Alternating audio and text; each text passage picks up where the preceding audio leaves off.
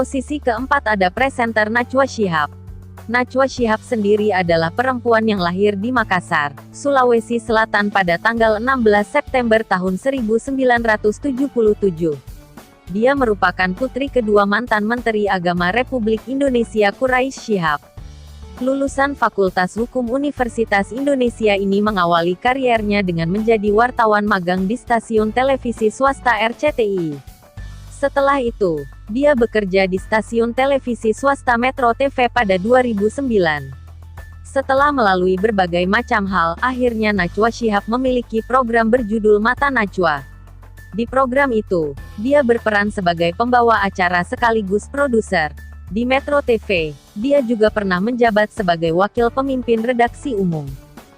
Setelah 8 tahun berkarir di Metro TV, Najwa resmi mengundurkan diri dari stasiun televisi yang telah membesarkan namanya. Pengunduran dirinya itu ditampilkan di program Mata Najwa episode Catatan Tanpa Titik. Kemudian, pada 2018, istri Ibrahim Sharif Assegaf ini bergabung dengan Trans 7 dan kembali dengan program Mata Najwa.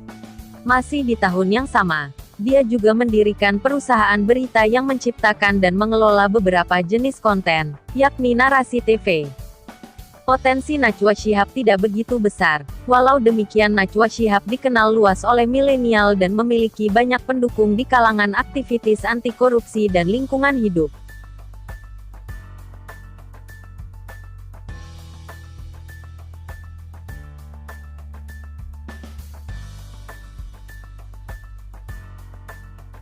Posisi ketiga ada mantan Menteri KKP Susi Pujiastuti.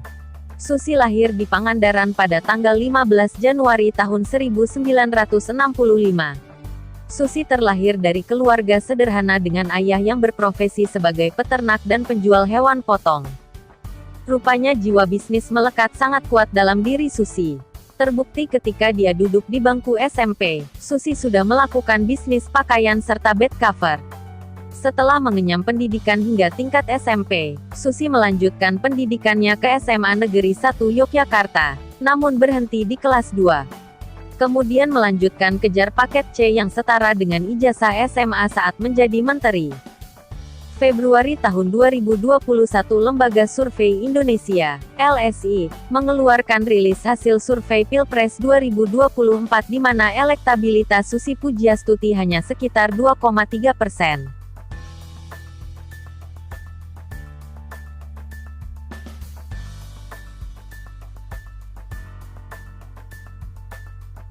Posisi kedua ada Puan Maharani. Puan Maharani Naksatra Kushala Devi atau kerap disapa Puan Maharani meneruskan serba pertama dalam garis keturunan Soekarno. 3 generasi berhasil mencatat sejarah dalam kancah perpolitikan Indonesia, mulai dari sang kakek sebagai Presiden pertama Republik Indonesia, hingga ibunya Megawati Soekarno Putri yang menjadi Presiden perempuan pertama Indonesia. Kini, giliran Puan sebagai Ketua DPR RI perempuan pertama di Indonesia. Puan juga dinobatkan sebagai perempuan pertama yang pernah menjabat sebagai Menteri Koordinator. Ia ditunjuk Presiden Joko Widodo sebagai Menteri Koordinator Bidang Pembangunan Manusia dan Kebudayaan periode tahun 2014 sampai tahun 2019. Saat ditunjuk menjadi menteri, usianya baru menginjak 41 tahun dan tercatat sebagai menteri termuda di Kabinet Indonesia Kerja. Pada survei indikator politik tanggal 21 Maret tahun 2021, elektabilitas Puan Maharani hanya sekitar 1,1%. Puan Maharani berpotensi besar diusung parpol.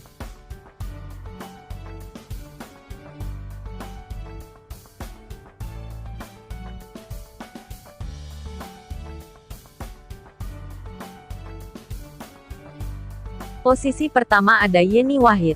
Yeni Wahid lahir di Jombang pada tanggal 29 Oktober tahun 1974. Seperti dilansir dari Tribun Newswiki dalam artikel, Zanuba Arifah Cafsoh Rahman Wahid, Yeni Wahid. Dirinya memiliki seorang kakak bernama Alisa Wahid dan 2 orang adik, Anita Wahid dan Inayah Wahid. Yeni Wahid menghabiskan masa SMA-nya di SMA Negeri 28 Jakarta di tahun 1992. Selepas SMA, Yeni mengambil jenjang S1 di Universitas Trisakti untuk belajar ilmu komunikasi visual. Kemudian gelar Master Public Administration Yeni diperoleh dari satu kampus terbaik di dunia, Harvard University. Yeni Wahid menikah dengan Dhohir Farisi pada tanggal 15 Oktober tahun 2009 pukul 14.15 waktu Indonesia Barat. Dhohir sendiri merupakan pasangan Hamaruf Hashim dan Hechmarufah yang lahir di Probolinggo.